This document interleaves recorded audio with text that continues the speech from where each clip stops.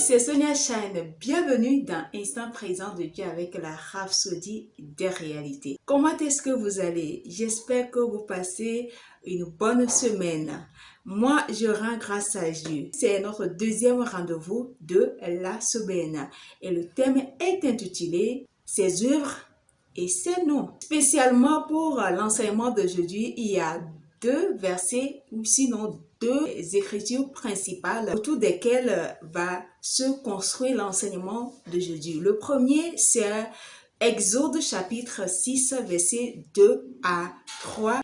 Là, il est écrit, Dieu parla encore à Moïse et lui dit, « Je suis l'Éternel. Je suis apparu à Abraham, à Isaac et à Jacob comme le Dieu Tout-Puissant. Mais je n'ai pas été connu sous mon nom, Jéhovah. » La deuxième écriture est tirée de Psaume chapitre 138, verset 2.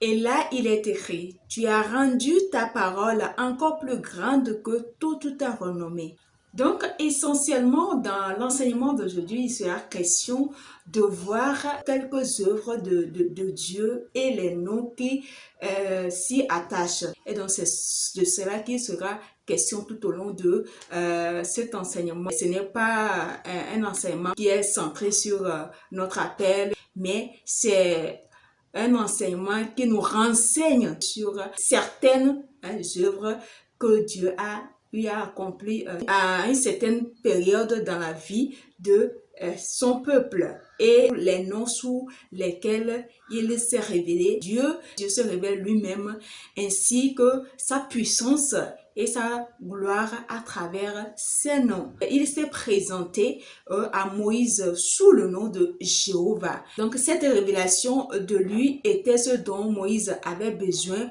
pour délivrer les enfants d'Israël des mains de Pharaon, un méchant tyran. Donc, pasteur dit que Jéhovah est la version latine et anglicisée du tétragramme hébreu YHWH. Nous allons passer en revue à travers l'enseignement du jour 7 noms de Jéhovah révélés à Israël à différentes occasions. Nous allons voir que lorsque les enfants d'Israël sont arrivés à Mara, alors qu'ils traversaient le désert, l'eau de Mara était amère. Et par l'intermédiaire de Moïse, Dieu a adouci l'eau pour qu'ils la boivent. Et il a dit, je bénirai votre pain et vos eaux. Je ne vous frapperai d'aucune maladie que ce soit dont j'ai frappé les Égyptiens, car je suis Jéhovah Rapha, qui veut dire l'Éternel qui vous guérit. Alléluia. Vous trouvez cela dans Exode 23, verset 35. Ou encore Exode chapitre 15. Nous allons arriver maintenant au deuxième nom. Donc la Bible nous fait savoir que alors qu'ils poursuivaient la route, Amalek s'est opposé à eux. Et avec l'aide de Dieu, Moïse a complètement battu les Amalek. En célébrant cette victoire, il s'inclina devant le Seigneur et dit, Jéhovah Nissi, qui veut dire l'Éternel notre bannière. Alléluia. Vous trouvez cela dans Exode chapitre 17, verset 13 à 15. Ce qui nous amène directement au troisième nom. Leur voyage se poursuivit et Dieu dit aux enfants d'Israël, dans toutes vos grandes victoires, vous vous souviendrez de moi et vous m'adorerez.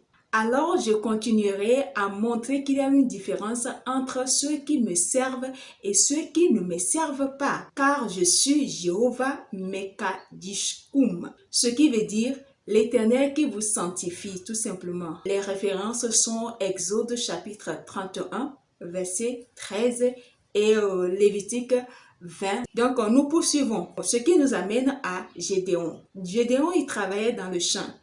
Et quand soudain, l'ange de Dieu lui apparut et dit, « Bonjour Gédéon. » J'imagine si aujourd'hui on est là, tu es là et l'ange de Dieu t'est apparu comme ça et te dit « Bonjour. » J'imagine un peu comment serait la réaction. En tout cas, si c'est à moi que cela est arrivé, que je suis là, l'ange de Dieu qui m'apparaît et me dit « Bonjour Sonia. » Bon, bref, ça c'est une idée comme cela qui m'est venue en esprit. Donc, bonjour Gédéon, vaillant héros, Le Seigneur est avec toi. Cette partie, vous le trouvez dans Juges chapitre 6, verset 12. Donc, nous voyons là que l'ange a rendu ministère à Gédéon et Gédéon fut fortifié dans son homme intérieur. Et il fléchit les genoux, construisit un autel et dit, Jéhovah Shammah, l'Éternel, notre paix. Le sixième nom, quand nous poursuivons, nous verrons que des années plus tard, Dieu entra dans le camp d'Israël et dit, Amalek a recommencé. Et il dit à Saul qui était roi à l'époque, je veux que tu détruises complètement Amalek. Quelqu'un pourrait dire, Dieu m'a parlé comme cela, Dieu est méchant. Non, on n'était pas à cette époque-là. On se contente seulement de ce que la Bible nous relate. Bon, c'est Dieu, hein, c'est Dieu. C'est comme cela qu'il est Dieu. On ne peut pas le juger. Il sait pourquoi il a dit ça. Que Amalek a encore recommencé. Je veux que tu détruises Amalek de génération en génération. Alors Dieu dit, je suis Jéhovah Zéboth, l'Éternel des armées, celui qui n'échoue pas. C'est comme cela que Dieu s'est révélé à Saul en tant que Jéhovah Zéboth pour qu'il aille en combat contre les Amalek. Alléluia. Aujourd'hui, je vous ai dit que c'est l'histoire. Nous ne sommes pas dans le Nouveau Testament. Aujourd'hui, c'est uniquement que l'Ancien Testament. Nous réfléchissons à travers l'histoire des grandes prouesses, des grandes œuvres et c'est vraiment pour notre culture générale. Des années plus tard encore, il s'adressa au prophète Jérémie qui se lamentait toujours en intercession pour le peuple de Dieu. Il prophétisa le nom par lequel Dieu sera connu en tant que Jéhovah Tsidkenu, qui signifie l'Éternel notre justice. Vous trouvez cette partie dans Jérémie 23, verset 6, Jérémie chapitre 33, verset 16. Le prophète Ézéchiel lui révèle un autre nom décrivant son règne millénaire et sa présence à Jérusalem lorsque son royaume sera établi. C'est là nous allons connaître le septième nom qui est Jéhovah Shammah, qui veut dire l'Éternel est présent.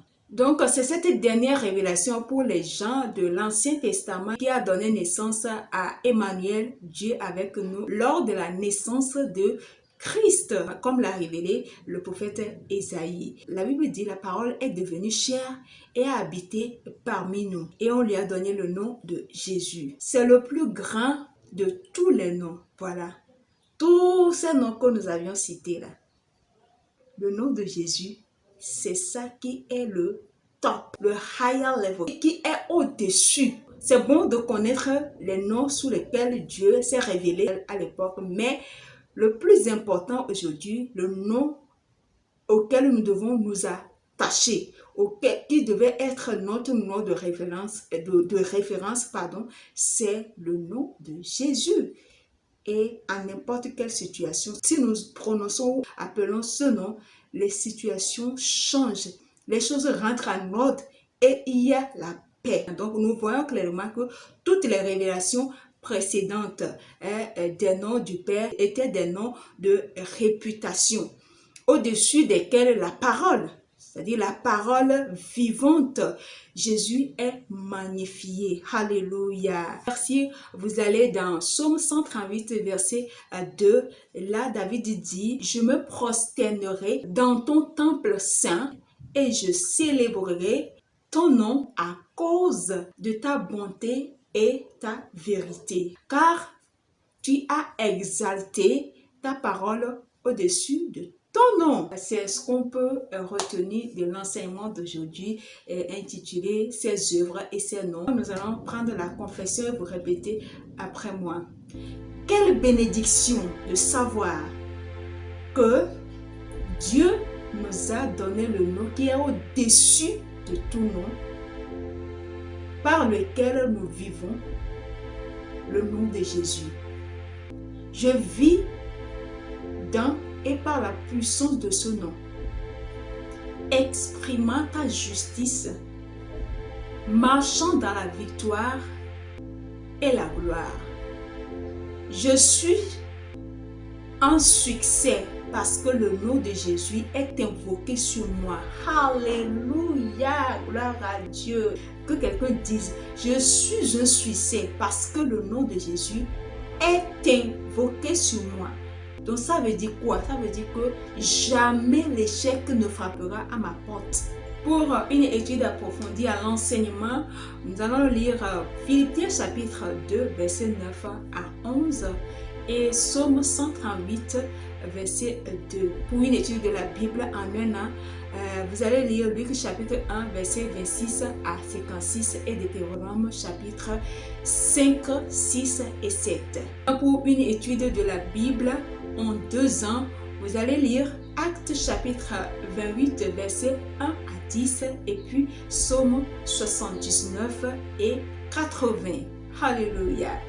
Si aujourd'hui est votre première fois de tomber sur cette vidéo et vous savez que vous n'avez pas encore fait de Jésus votre sauveur et Seigneur personnel, c'est le moment de le faire et c'est à travers cette prière de salut. Je vous prie de répéter ces paroles après moi. Ô Seigneur Dieu, je crois de tout mon cœur en Jésus-Christ, Fils du Dieu vivant. Je crois qu'il est mort pour moi et Dieu l'a ressuscité des morts. Je crois qu'il est vivant aujourd'hui. Je confesse de ma bouche que Jésus-Christ est le Seigneur de ma vie. À partir d'aujourd'hui, par lui et en son nom, j'ai la vie éternelle. Je suis né de nouveau. Merci Seigneur d'avoir sauvé mon âme. Je suis désormais un enfant de Dieu. Alléluia. Félicitations, bienvenue dans la famille des enfants de Dieu, dans la famille des illuminés, dans la famille des choisis. Vous aimez la vidéo, partagez-la, abonnez-vous à la page Facebook ainsi qu'à la chaîne YouTube. Laissez des commentaires et des suggestions en bas de la vidéo pour plus d'amélioration. Si Jésus tarde à revenir, on se dit à vendredi pour le dernier rendez-vous de la semaine. D'ici là, portez-vous bien. Au revoir.